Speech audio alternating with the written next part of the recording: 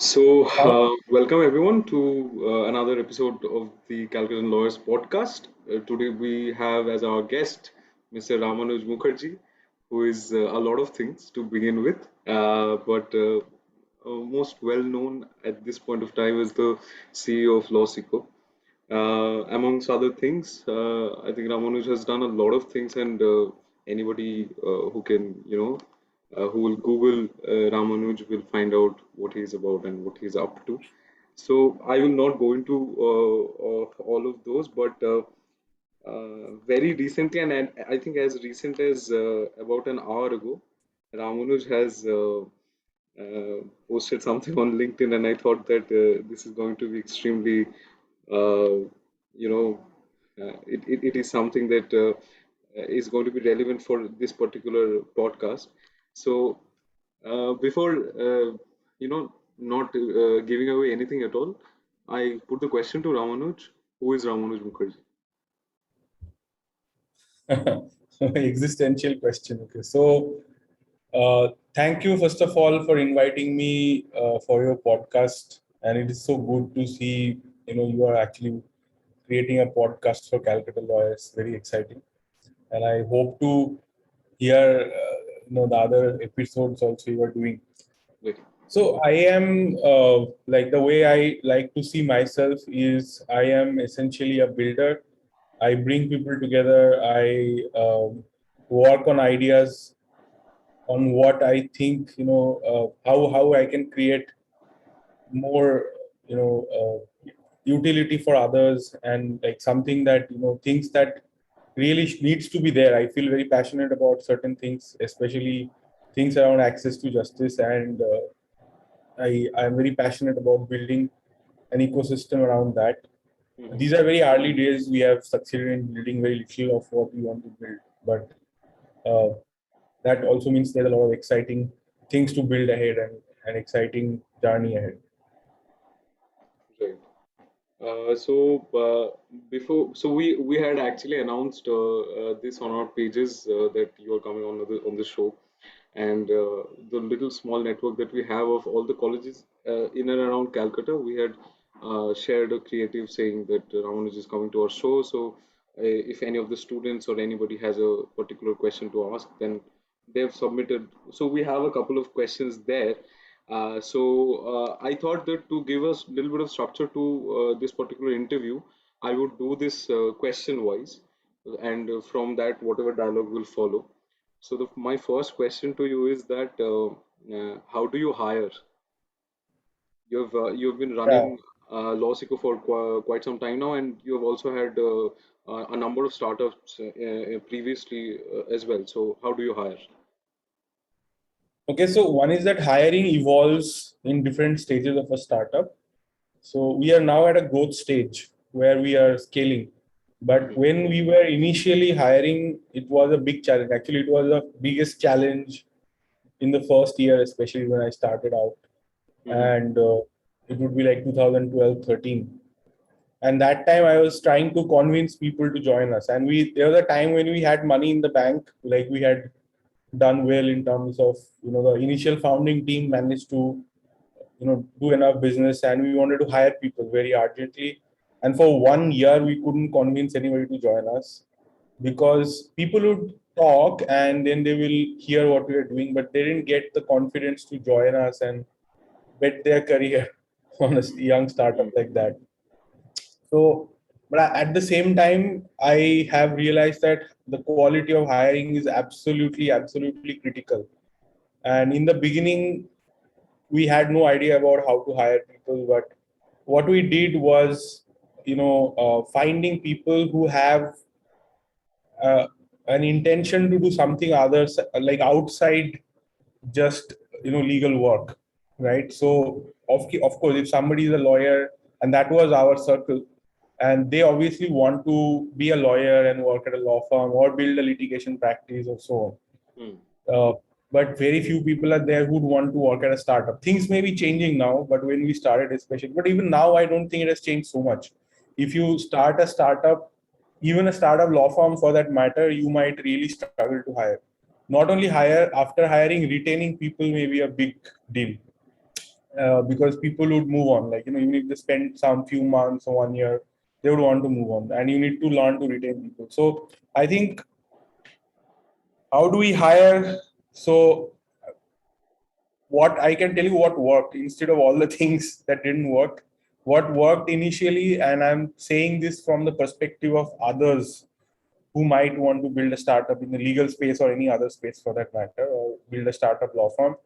First of all, I think it's very critical for bootstrapped organizations, small organizations, to look outside the traditional hiring dynamics, right? So if you are, so for example, if you are a startup and you want to, let's say, hire very smart people from top national law universities, or hire people from top law firms, Mm-hmm. it may be very hard. Even if you have the money to pay, it will be still hard. Even if you manage to hire, they may not stick on, and we faced a lot of that, right? Even if we manage to hire, convince somebody, pay them well enough, have a market rate, still you may not be able to retain them. So first of all, you have to find people who have a long term alignment with your interests. So for example, you are building something that, okay, I'm going to build this kind of an organization. Is there some alignment to that with those people's career objectives, their life goals, etc.? If it is not there, it will not work, and it is very, very hard to find the right category of people who would have an alignment like that, right? So our initial success on hiring was when we started hiring. Obviously we realized that we have to hire some. So for example, if you're trying to create an online education course in law, you need really smart lawyers who understand law to create those courses, create that content, teach in class, give people feedback, mentor them, right? So where do you find them? Because good lawyers usually would not, they are good lawyers, so they're earning enough, they're working in law firms wherever, right?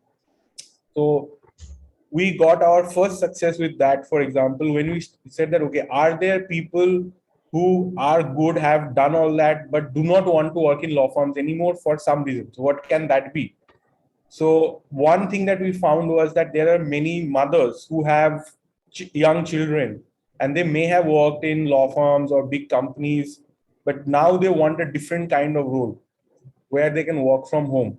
So even back in 2014-15, we started hiring a lot of people who want to stay at home, and we realized that they are good, they have great qualifications, they have great abilities, but they do not want to go and work from offices.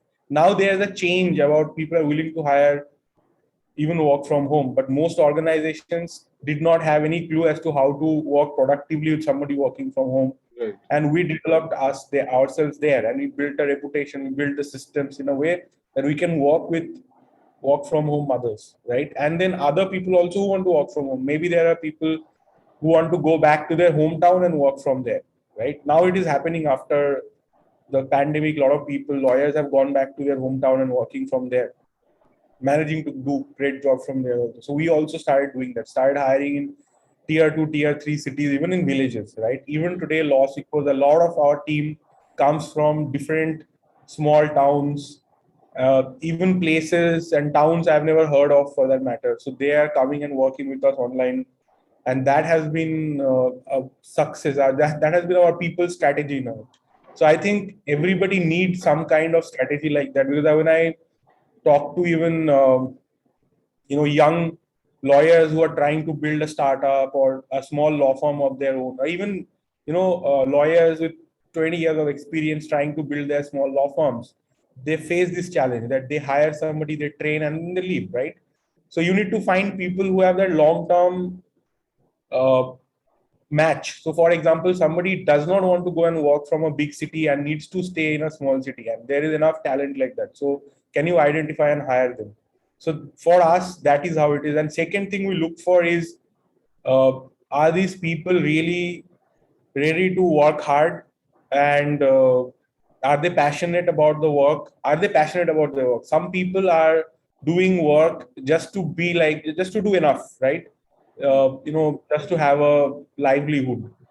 And in a startup like ours, especially when we are aiming to grow very fast, that may not work. So you need to find people who have that thing that, okay, I'm ready to go the extra mile, I'm ready to push harder, I'm ready to develop myself faster, I'm ready to face huge challenges every 6 months that did not exist before. this is not everyone's cup of tea. So our success depends on finding people like that a lot. And in return, what happens is that there is massive growth in the organization. So there are people who have joined us at a certain salary, and they had 4x, 6x, 8x salary growth since then, because the kind of responsibilities they have taken or the kind of work they have done, right? So it's Mm. simple as that.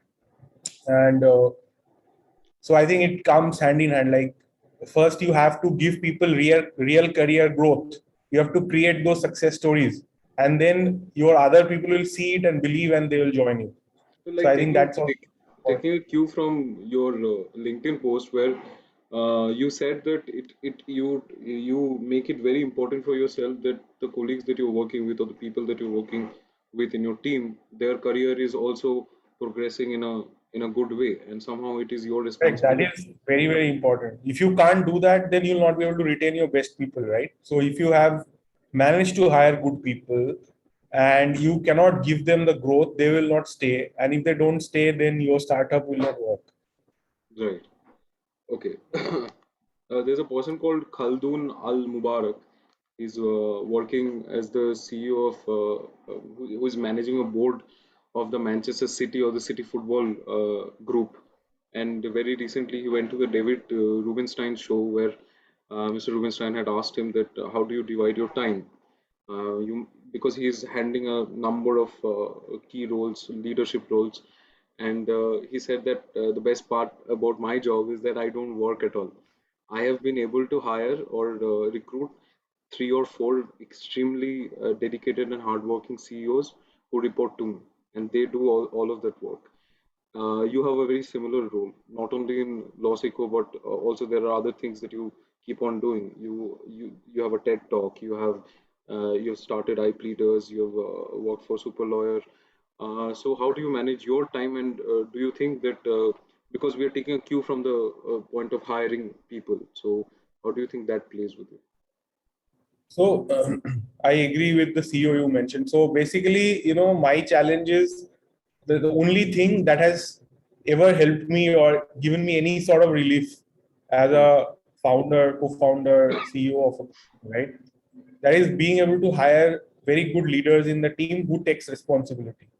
And it's very hard to find such people who have done it, who knows more than us, people who are still ready to come and work with us, because there's a huge demand for such people in the market. Hmm. And to be able to bring such people in the team, and then it's really gives you a relief. So that is very much true. But in my case, I mean, I have found some people like that, but there's a lot more needed. Like, and my team, my time, how my time gets divided. Basically, I'm spending a lot of time these days on strategy, product, partnerships. Then I also spend some time on reviewing all the departments that are there and what kind of work they're doing, what are their challenges, how to set the agenda there, aligning different teams. So a lot of time goes into that. Uh, Apart from that, also a lot of my time goes into like actually marketing. So that's something that I still work very hands on marketing. Uh, and Actually most of my time goes into having talking to the team, right? So talking to different people, different stakeholders. I'm mostly on calls, I'm mostly on Zoom calls, or on phone most of the time, talking to people, making sure that things are moving forward and there's a clear alignment. I think that is increasingly, as the organization grows, your role becomes that of creating alignment between different teams and setting the agenda and seeing where things are stuck and getting them to be unstuck, essentially. So sorry, I went out for a minute. Okay. So, because we are talking about hiring and leading with a good bit of team, in the post that I'm constantly referring to in the LinkedIn post that you just released, you also said that you are working 14 hours a day almost, and you hardly take weekends. So, another question was that when does Ramanuj actually enjoy? So does it ever feel that you want to, have you ever thought of going off the grid? For example, Bill Gates takes long weekends every year to reflect upon what he does. So have you ever thought about it that Yeah, switching? I definitely think about it all the time, but it's right now a luxury for me. And as a bootstrap startup, right? So I don't have the luxury to do that right now. Definitely, I want to do it. I wish I could do it, but right now I'm unable to do it. But definitely, I look forward to the time when I'll be able to do it. It's very, very important. Hmm. But then sometimes, you have short term and you have to balance short term and long term. And when you're a bootstrap startup, a lot of times you are dealing with a lot of short term goals and short term uh, necessities, bare necessities. So we hope that as the organization matures and the business develops, like things become better over time. But as of now, I am nowhere near that place where I can go off the grid, take a long break, and all of that. Unable to do it. Okay, I think that's a fair answer. Uh, Third question. What is the biggest investment that you have made? It might be in terms of money, time, or an experience, or whatever. What is the biggest investment that you've made, which has not only helped the startups or the products that you're creating, but also you as a leader, as a person? So I think the biggest investment I have made is of time into the startup that I'm or in the industry. Like even the current startup is 3.5 years old, Lawsuit, right? Before that, you are doing other things in the same domain. But I think the biggest investment is of time in my own learning, because I was just talking about this to a colleague yesterday. Sometimes you realize that you have got to a place. I mean, something you first time it takes you, let's say, 5 years to build. Hmm. But once you know how to build it, next time you can build it in 6 months, 1 year also, even without resources. And I have seen that happening to Lawsico. And I realized that that is the most important resource or asset or investment, anything you call it, I have today, is that what I have learned about building an organization, finding a market, finding customers, finding a product market fit. So Hmm. once you have done it, you have learned it, you can do it 1,000 times. And you can even tell others how to do it for that matter. And that I think is, and you can like, when somebody else is making a mistake, you can identify and correct it. And that I think is very valuable resource that you develop as a person, which is also like it's like you go deeper into a market. It's not about just horizontal skills, but you go deeper into a vertical, into one market. You develop very strong understanding, senses, and like kind of judgment about it, which helps you to, I mean, somebody else will take a long time to build those judgments and take those correct calls in the right times. I think that is what would be my biggest investment and return on investment so far. Okay. So before we go into what your work is about, where is Ramanuj Mukherjee from? I have to ask this question, being a Bengali. Okay, so I grew up in a place called Jogacha in Satragachi, Howrah. I don't know if you know about it, Of course, but of it's in course. Howrah district. Yeah, it's a place called Jogacha, and I went It's near to, Satragachi, isn't it? yeah, correct. Yeah. Okay. So, and you did your schooling from Jogacha High School till class 8, 9, 10, 11, 12 was Satragachi Kedarnath Institution, which is in a place called Ramratagala. hmm. And yeah, that's And how. after that you did your graduation from NUJs, From NUG. right? So it's a I'm mentioning this not only because of the you know on a pan India level, but also for a lot of Bengali people, I've heard that if you're not from a good school or the branded schools per se, then you actually Yeah, don't have a chance. also vernacular medium school. Yeah, not going to English medium school. That was a challenge. That was challenge. That was challenge. Okay.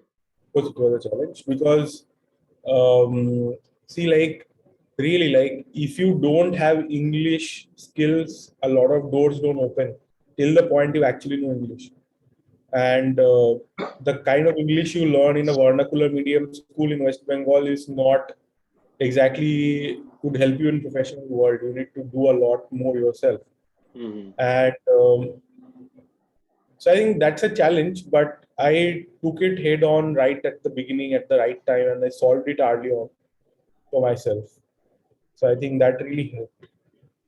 Okay, so for a particular person who's let's say just into the first year of his or her law school, and that is not a premier institution, he or she is also like you belongs from a background of vernacular teaching and has now let's say is studying in a university like Calcutta University. And we actually did have a question like this where a first year student has said, I think she has probably done a course under Law Seco, and she asked that because Ramanuj is the best teacher that I've got till date. What is his advice to me? How to learn more practically than the theories that are taught in our college? So, my thought on this is just one second. I need to Tick, tick. put this on charge. One second. So, if you look at, so let's just consider this. What would I do if I was in a vernacular? I went to vernacular medium school till class 12, and then I go to law college, a local law college which doesn't have much reputation or a placement scenario. So Not how even would I say, go? What do I do, right? yeah. So I would think that first of all, first step is to learn English, right? Because when you learn English, the entire world opens up to you in terms of what you can do. And if you don't know English, you're very, very limited. So I would first focus, give myself 1 year, 2 year to like really learn English in a way that I am as good as anybody else, right? And that can be done in 2 years. Number one. Number two, along with that, I would focus. See, you have no handicap because today you have internet, and on the internet, every knowledge you need is available. Okay, I mean, there is so much knowledge, so much wisdom, so much material that you can't finish all of that, right? And you don't even have to finish all of that. You need to be very super targeted about what you want to develop. So you have to say, first of all, you have to let go of the mental barrier that I'm not from a big law college, therefore I'm at a handicap, right? It is not like that. The point is that are you going to learn the skills and the knowledge that would set you apart? Are you going to learn that or not, right?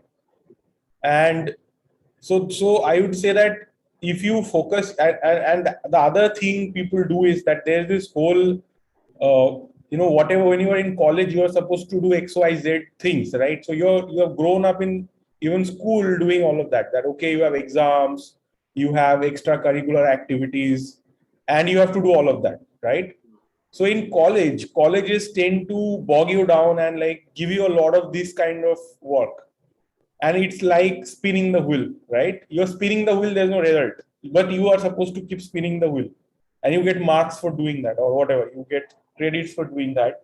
So you keep spinning the wheel, but it has no connection with your future. A lot of it is like that. So now imagine that I am spending all my time or even thinking about it, time either doing or thinking about all spinning the wheel, which will actually not lead to any results. Then Right. I don't even have time, energy to do anything meaningful. So you need to stop spinning the wheel. If you know, or if you can see that somebody who does all of these things in the end do not get a job or do not get a good outcome, then please don't spin the wheel, right? So be clear that this is not what will give me the success. Because no matter what college it is, they're fully capable of keeping you busy in classes, extracurricular activities, exams, viva, right? Then you don't have any time to do anything else. So be careful about that. That is not okay, right?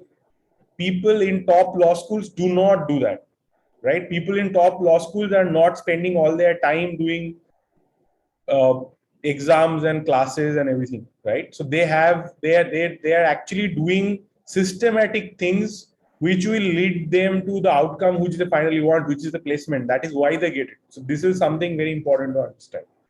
Second thing, take any area of law or any industry, does not matter, right? And then learn everything about it that you can learn or everything you can find, like, and focus yourself onto that thing. Hmm. Very, very important, because in your 3 years or 5 years, you can learn a lot about one single thing. So if you decide that I want to be really good at real estate law, Calcutta, there is a lot of real estate coming up, Right. lot of real estate law. So you can decide that, let me learn about real estate. Or you can decide that, no, I want to learn about technology law or about IP law or whatever. Like, but in one field, you can make great progress in 3 years or 5 years, even in 1 year, 2 years. But if you think that, no, I am going to be a great lawyer and I'm going to learn everything about everything, it's never going to happen. So instead of being very superficial in one area of law, superficial in a lot of different areas of law, Concentrating on go one. go very deep with one thing. Okay, this will help you to get a job. This will help you to even get clients. This will help you to make a profile that will make you stand out. By the way, most of other lawyers will give you a completely opposite advice. They will say that you should be generalized in your first few years. Learn everything, right? Everything you can learn, any matter you can take. This is the general advice you get. I strongly disagree with it, humbly, for this one reason, that this will not help you to get a job. If in the end of the day you want to get job, you want to get clients, you need to be specialized. Okay, it would not matter that you don't know civil.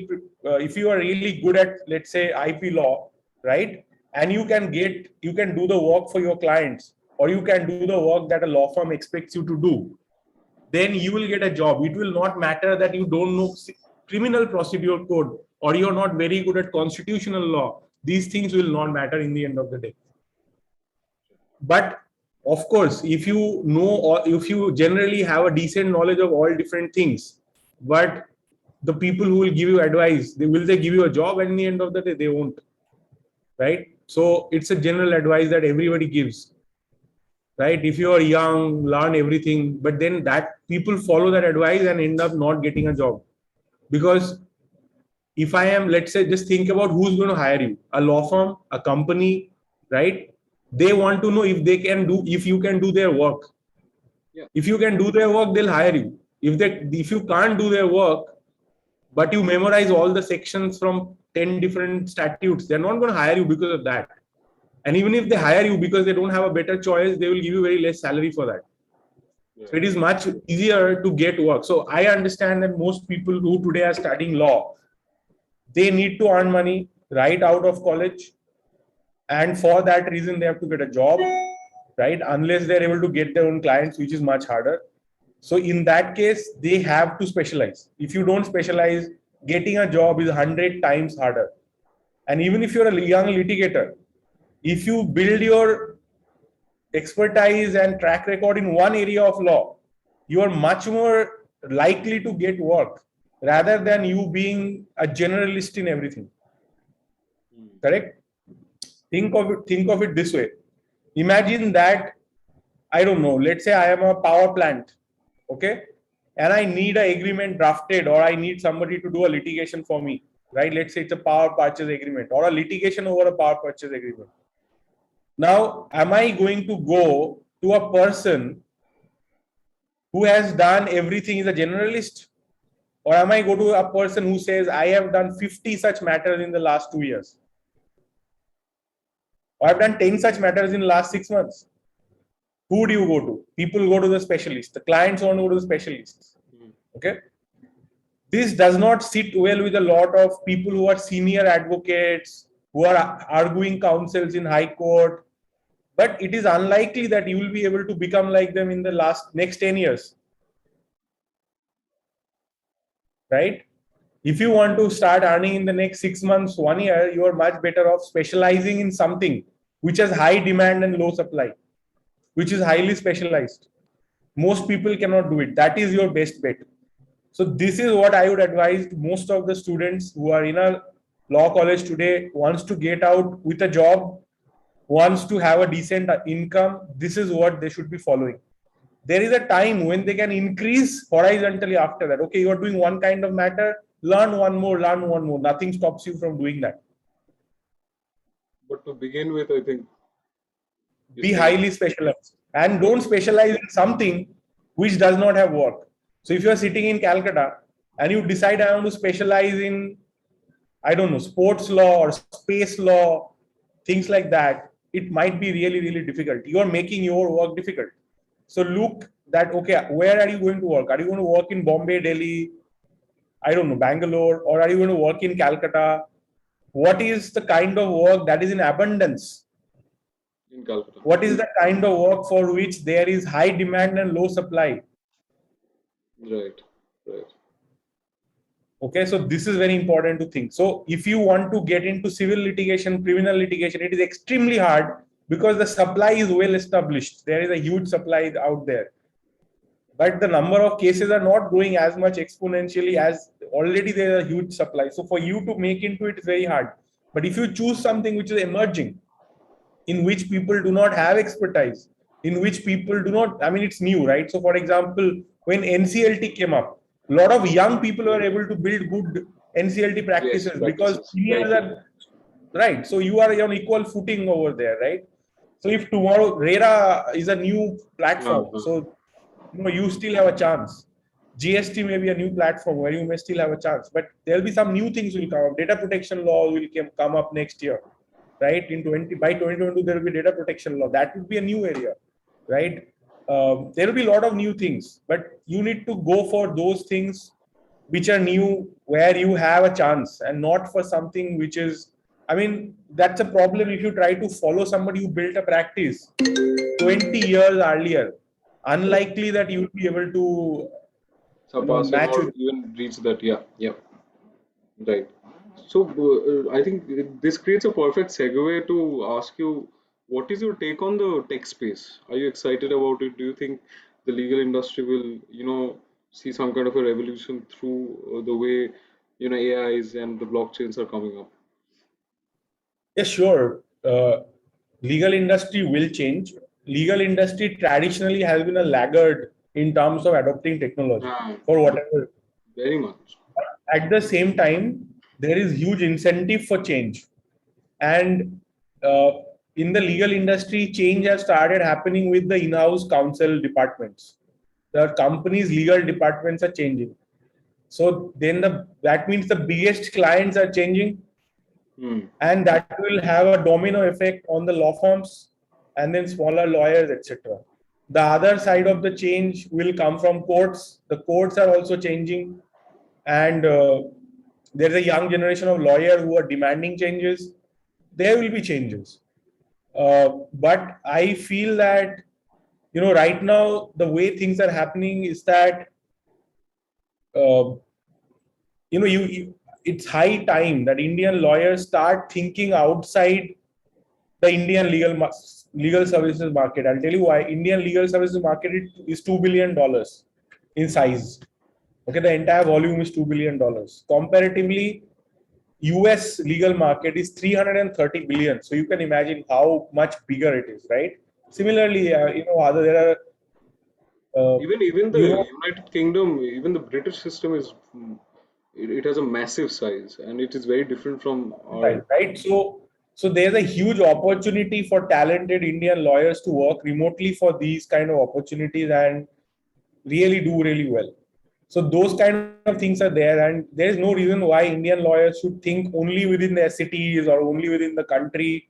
There are much more evolved markets where there's more meritocracy, there's more value for there's a demand for talent, and pay is better. So you should explore and not be restrict yourself to what you are seeing around you in your city. I think I've attended two of your workshops, and I also take cue from another of your LinkedIn posts where I think you said that you mentioned about Fevered and Upwork being two platforms from where young lawyers often do get work, and you had somewhere you had also written that if you want to be, I don't remember the context, if you want to be successful in growing something on your own, then you look at those markets which have subservient currencies than that of yours. So that, for example, the African countries have a lesser value than the Indian That's for rupee. your hiring. Yeah, that's for your hiring. Yeah. Oh, that's for you. Okay, okay, okay. Okay. If you're building a small startup law firm, right, you might be able to hire a paralegal from another country Hmm. But the entire work where is done currently remotely, right? remotely, yes. People So who that's learn to work remotely will have a huge advantage compared to people who don't. That's a fact. Can't be avoided right now. right, right. Okay.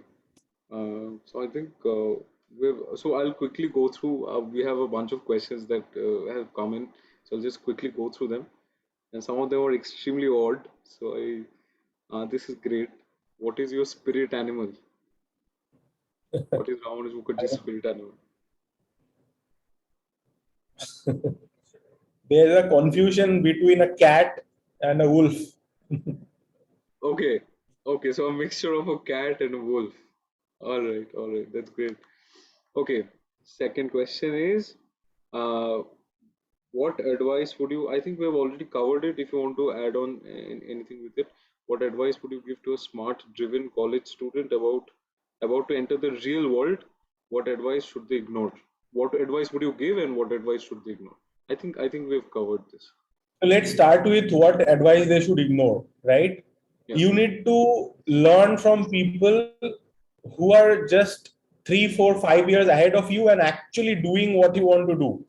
So if you are, let's say, a first year law student and there's a fifth year law student, right? And he has, let's say, successfully done good mooting, take his advice on mooting. But if he gives you advice about how to get a job and he hasn't got a job, don't take his advice. Okay. Mm-hmm. If he wants to tell you whether you should do litigation or this thing, you can listen to all arguments, but it is not advice. Please understand. Like, you should be aware of all different kind of arguments, but you should take it as a possible valid argument, but not as a advice. Number one, or something that you should blindly follow. This is a big problem in the legal ecosystem.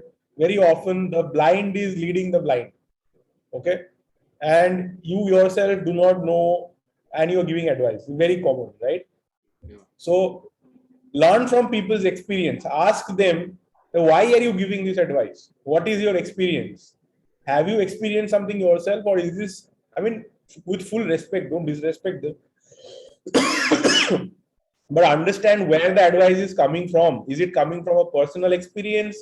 Is it handed down from somebody else? Very important. And understand the limitations of their advice. So, for example, I have not done litigation ever in my life. So, but I have seen other people doing things, or I have helped people in certain capacities. So, if you realize that my advice comes from the field, which is really field tested, right? It has worked, not worked, or you can understand the quality of the advice from that, only then follow that, right? Now, let's say somebody has done litigation, but they don't understand how to, I mean, they are themselves struggling to get clients, or they have built their practice in a way that they never had to attract clients, right? Or they haven't really built a system to attract clients. Then you should not take their advice on how to get clients, right? Or whether it is easy or difficult to get clients, or what should be your practice area for that matter, right? So you need to be very smart about learning from people's experiences, but not just taking advice on face value. Whatever they say, they might be having your best interest in mind. It's not they're trying to misguide you, but that doesn't mean that their advice is valid. Their advice may be limited by their experience, right? And they do not have a lot of other experiences. So try to get a holistic picture. Like, do not, it's like this, like imagine there's a jigsaw puzzle, right? And somebody has, and in the jigsaw puzzle there are 100 pieces. Yeah. Now one person has 5 pieces, so they say that no, this is the world, this 5 piece is the entire thing. That's how advice is given by most people. Then another person will say, no, those 5 pieces is not correct, I have Yes, 5 other pieces, this is correct. Now this is the problem. Talk to somebody who has seen the entire puzzle, or somebody who actually deals with solving the puzzle and not dealing with one part of it, right? So that's very important. okay. think that answers it. Just think about it this way. Like imagine you're a startup founder, right? Let's say I'm a startup founder and I need advice on how to run a company. Now I go and talk to somebody who's in sales. They will tell me that perspective. Somebody who's in product development will give me a different perspective. So you Somebody need who both. is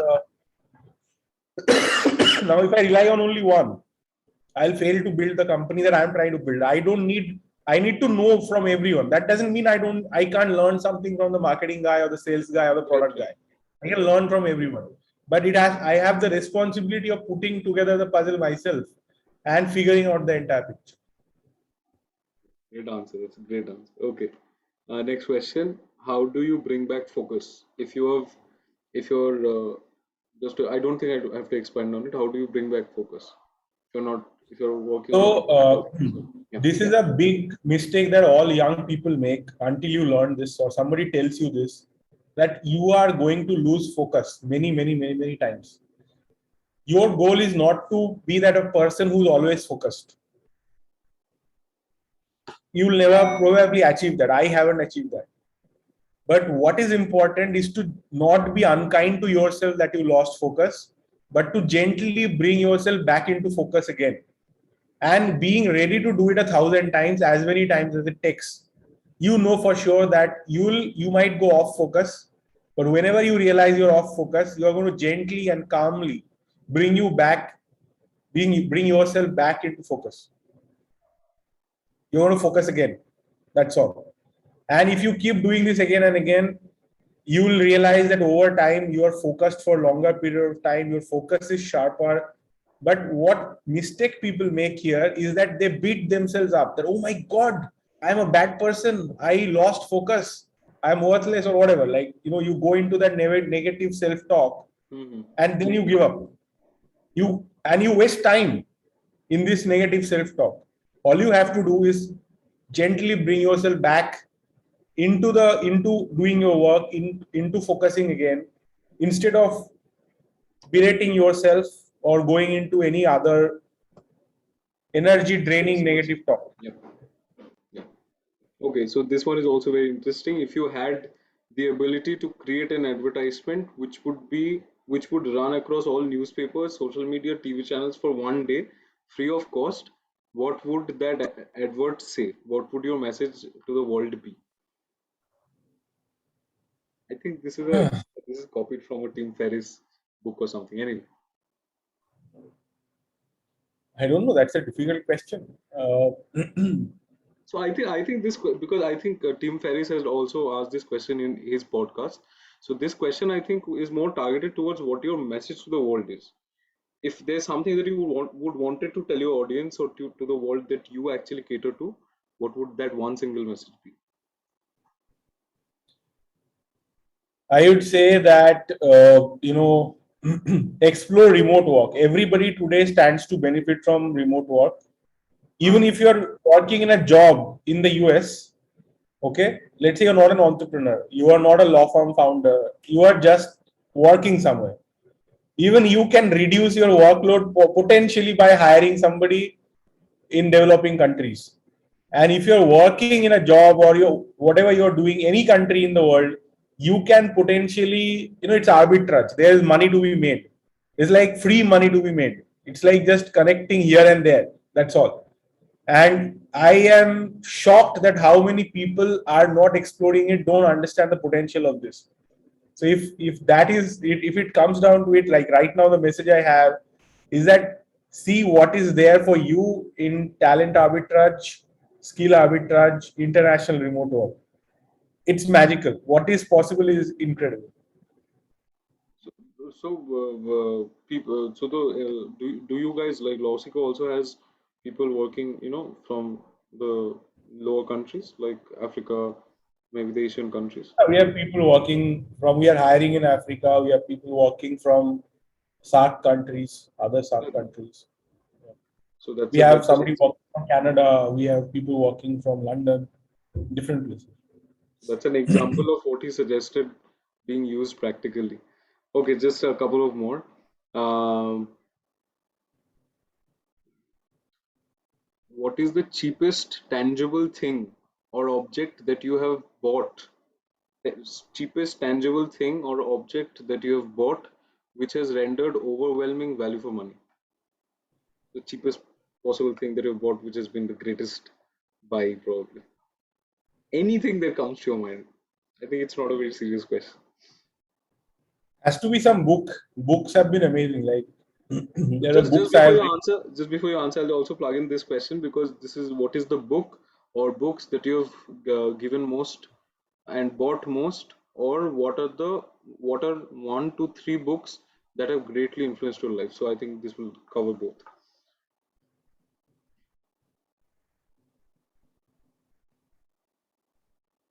Anything that comes to your So mind. one, like if non-book something has greatly changed my life, has to be supplements, right? I think supplements, like there are but I don't know if I can take name of one supplement, but one good example is vitamin D3, vitamin B12, magnesium. These are basics. Like just taking these things have incredibly improved my quality of life, efficiency, clarity of thought. It just really amazing, and almost everyone is deficient in this.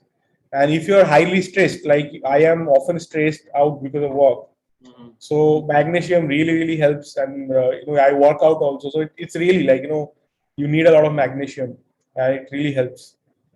And I think supplements, like learn about supplements, learn about your health, and if you get the right supplement, and these things are basic, like B12, D3, magnesium, amazing, like fantastic.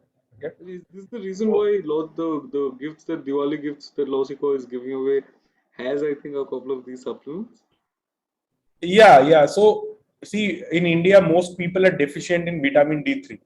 Okay. The Mm-hmm. only time you produce vitamin D3 in your body is when you are walking into the sun and your skin has to be exposed. It will be morning sun, early morning sun, or late evening, like before sunset. Only then you can produce vitamin D3 in your skin. And your skin has to be exposed. Now, do you do that? No, you don't do that, Almost never. Yeah. right? So we all have vitamin D3 deficiency. Number one. Number two, vitamin B12. Vitamin B12 you can get from your food, but almost all of us are deficient in vitamin B12. And studies have shown, 37%, 45% people being deficient in vitamin B12. And deficient is like to the level where your health is impacted by it. Okay. There is another level where having a very healthy amount of it, which is above that minimum threshold, Mm. that gives you well being, right? So Okay. if you have low vitamin B12, you will have bad mental health. You will have depression, possibly. You'll have anxiety. Your nervous system will not work as well. If you have low vitamin D3, you'll have body ache. You'll have bone will suffer. Calcium absorption will suffer. If calcium absorption suffers, your brain, actually the brain signals or calcium ions.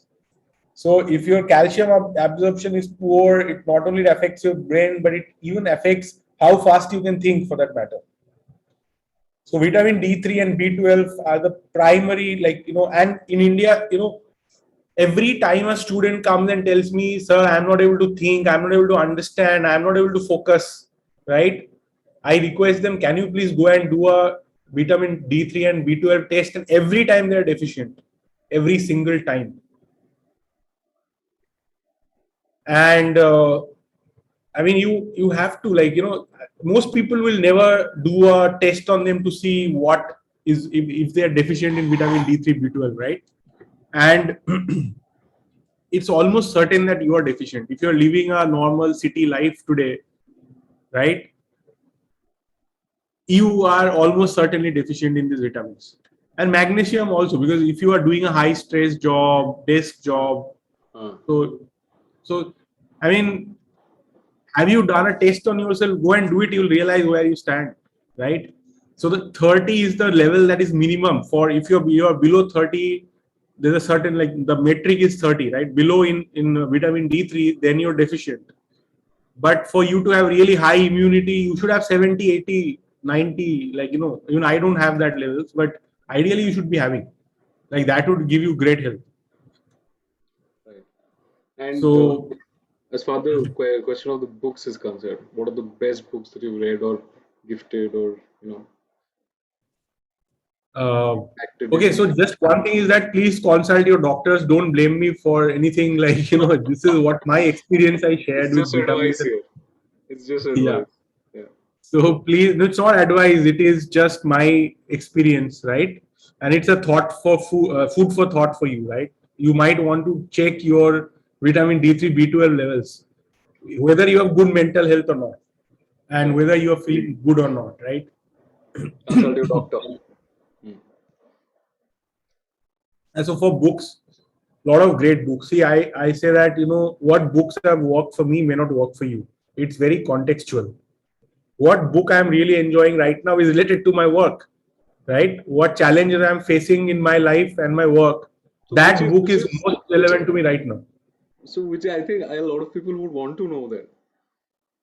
Okay, so I am reading a book called Growth Engines, right? So Growth Engines is a book where they have discussed a lot of different companies which grew very fast, and it's about growth marketing. And what is I mean, growth marketing. You hear this a lot. Growth hacker. What is it, right? Yeah. So every company has some, like the company which grows exponentially. They almost always have a growth engine, which is like a cycle. Like somebody joins, and the process is such that any more people will join, right? So it's like a self-fulfilling growth engine, Hmm. and that is what I'm reading about, how other companies have built it. And it's really interesting for me because I am working on technology that will help us to build that in Lawsico. So it's like bang on, right? So then I was reading a book at a point of time called Predictable Revenue, which explains SaaS sales, software as a service sales. And that was eye opening for me because I was able to understand how sales teams work, how does it function, how they incentivize. Because I don't know all these things. I learned from experience.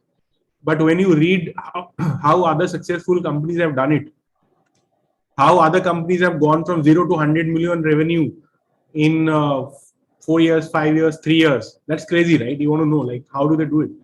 And it's very interesting for me. Now, somebody else may find it super boring, like they might not be able to progress beyond 5 pages. It is because what you are preoccupied with.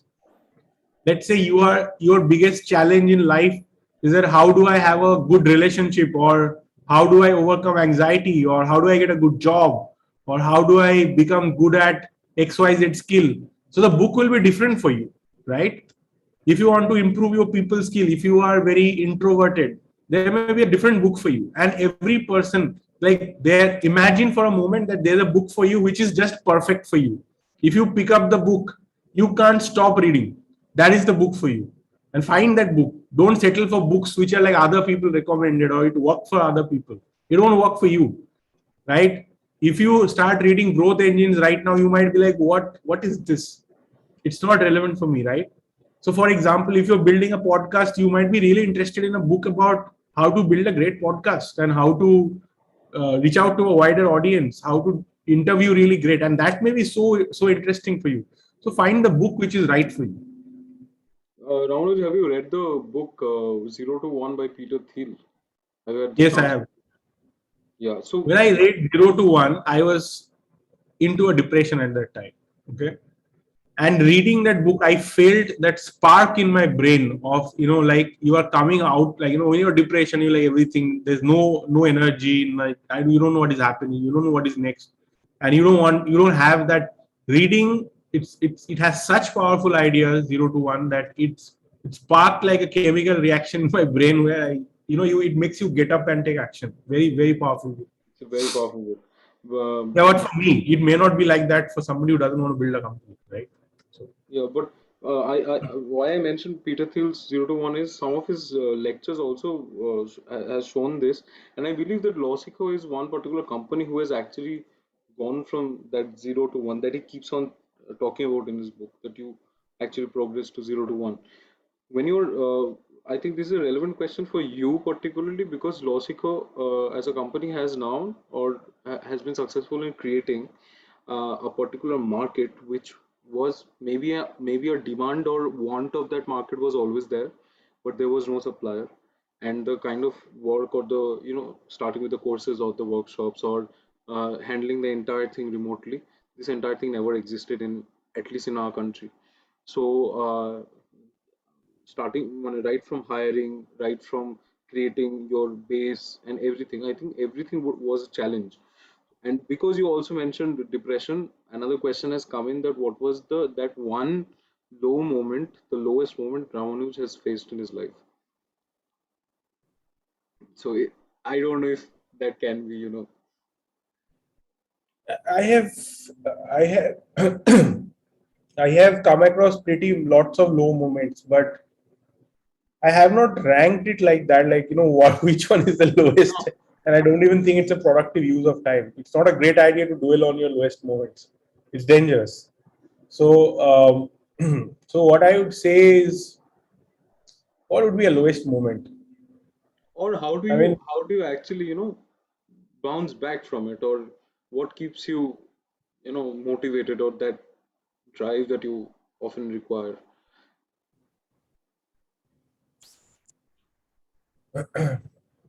I think it comes from the sense that you deserve better, right? Hmm. And when you are into a really messed up situation, and if you justify that situation saying that I deserve it, then you'll never get out of it. Maybe this is my assumption that then it may be very hard for you to get out of it. Hmm. But when you say that no, I don't deserve it, this is transient, this just happened, this is just situation, this is not what I deserve, I deserve better. I think that is where it starts. When you say I deserve better than where I am today, this may be a low, but I don't deserve this.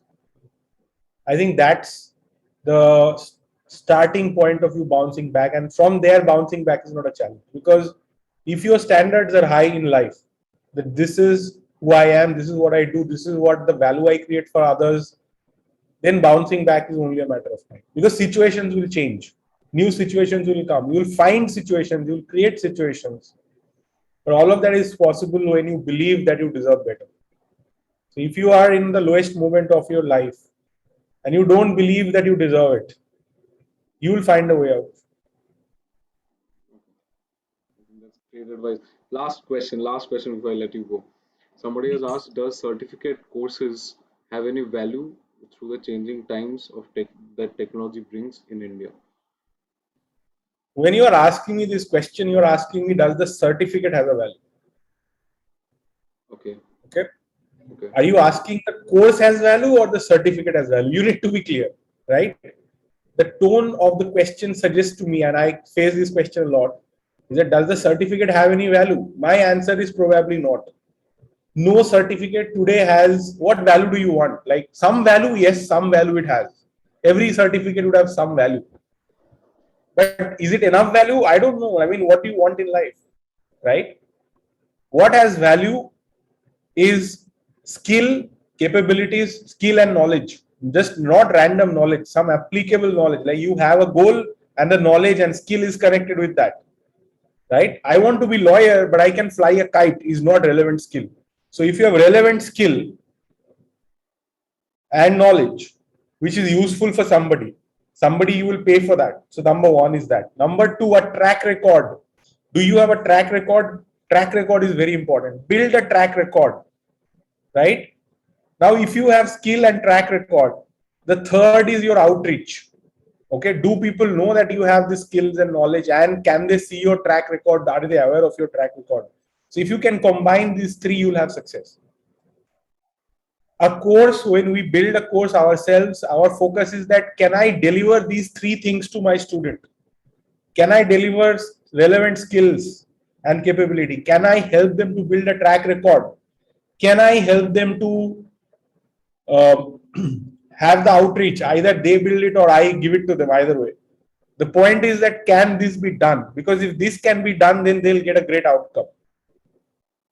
Otherwise, even somebody joins my course and they don't learn the skills, they don't build the track record, they don't, they don't actually do anything. I don't know that that certificate, even if you get a certificate, it will have no value. We try to avoid giving such people certificates. We want you to do all these things so that you get a, so before you get a certificate you should have to do all these things. Sometimes we have failed in that. Sometimes the certificate, we have realized that we haven't done a good enough job of you doing all these things. And one of our biggest struggle today and the biggest challenge as a Lawsico and as a company is that how do we make sure everybody who joins the course is actually learning the skills, spending time learning the skills. We have a system, but are they spending time on it? Are they actually, we tell them to build a track record. Are they actually going and doing it, or are they giving up after very soon, right? There's an inertia in people, tremendous inertia. The people who do get fantastic results, incredible results, but a lot of people don't. And we are trying to learn as an organization how to get those people who are not taking action. How do we get them to take action? But that is exactly what you need to think. If you do a certificate course, degree course, diploma course, doctorate course, doesn't matter. What do you want in life? Right? No degree will solve your problems. I'm sorry. Your problems will be solved by your track record. It will be solved by the skills you have. It will be solved by the outreach you develop in your life, right? So if you have all these things in place, you will get what you want. So focus on this. Don't focus on getting a certificate. There are a lot of people out there who will give you a certificate and say, thank you, bye-bye, give me money, here is your certificate. That won't give you any results. I'm sorry. So how does one actually get into Lawsico either as an intern or as a professional? So you're hiring in different teams. So the best way, see, our hiring has become very selected over time. Earlier, it was difficult for us to hire, and now we have realized that we can't do like that. So we are extremely selective in hiring. If you are a senior person in Lawsico and you do a lot of bad hires, you will be removed from your position of hiring and responsibility. And we need exceptional people in our team. Like mediocre doesn't work, good enough doesn't work. We need extraordinary people because we have had 8x growth.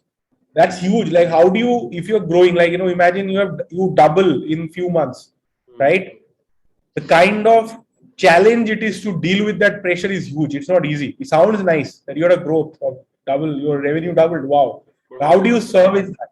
Yeah. Right? Now, unless your people are that good that they can deal with the pressure of that, things will crumble. And we have experienced it crumbled at times. People had bad experiences, and we are extremely ashamed that we could not deliver at the standard. So we literally reorganized everything from the ground that no, this doesn't work. Right? So when we hire, we are extremely careful about who we are hiring. So if you don't have a track record in what you are looking for, you may not get a job with us. Okay? We may not be that company today that will take you and hire a fresher and train you to do something. Right? We may not be at that place today. You were there earlier. And there are other startups in early stage which will give you that opportunity. But we may not be at that place. So one thing is that if you want to work with Lawsico, build some kind of track record. The track record doesn't have to be, I have 5 years of experience of doing this. No, that is not the point. But let's say you come and tell me that, Ramanuj, I want to take your YouTube channel to the next level. We are looking for somebody who can do that. But then, have you done some YouTube yourself? Like, have you done a good job? Right. Can I see the videos you've made? Right? If you say that I want to do sales in your company, right? What is the credibility you bring in sales? Do you have any sales skills? Are you really good at it? Are you like 9 out of 10 at sales? What is special about you? I'm not going to hire anybody and everyone, right? And I'm going to hire lawyers in sales role. But then also you need to have something that stands out and, which gives me that confidence that you are not just an average person. You are super good. If you are going to come in content marketing, so many people apply for content marketing. But when then I ask that, okay, have you written some marketing content which has actually got people to take some action, which has moved people, inspired people? Show me what content. They're sending me some PDF documents, or they don't even have something published, right? That doesn't work for me, right? I am ready to pay more for somebody who has done it, who has track record. As simple as that. And by the way, that will be all the organizations where you really want to work. It will be like this: fast growing organization, paying well. They will expect this, right? And it is not so difficult to build. You can build it at your end. I will give you an example. So when I tell my students to apply to the startup for an internship, I say that why don't you download their terms and conditions do an analysis, point out where things can be improved, or maybe they don't have a data protection policy, point that out and write an email saying that, hey, I was going through your website and I felt these are some issues. Let me know if this is useful for you. Just drop a mail and see what people say, right? And if they write back saying that thank you, it was useful, you can then tell them that, you know what, I can do 4 more things for you. These are the 4 more things I can help you with, and I'm looking for an internship. Will you consider me? What is the chance they will say yes? Much better than where you were before, right? Yeah. Great. Right. So this is what it takes, right? So just demonstrate that you are serious. You can do something. You can bring value on the table. There are many ways to do it, right?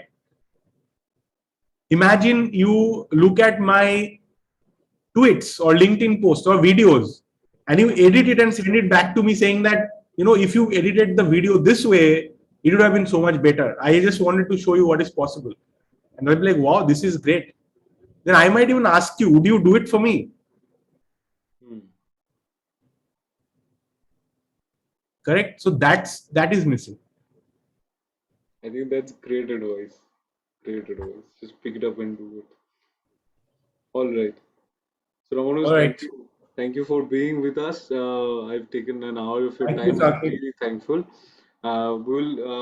You all of you guys can watch this on our YouTube channel. I'll leave everything on the description box, and how to get into contact with Ramanus also. Whatever channels I have, I'll leave it in the drop down here below. Thank you, Ramanus. Thank you. Sure. Thank you, everyone. Take care. Bye bye.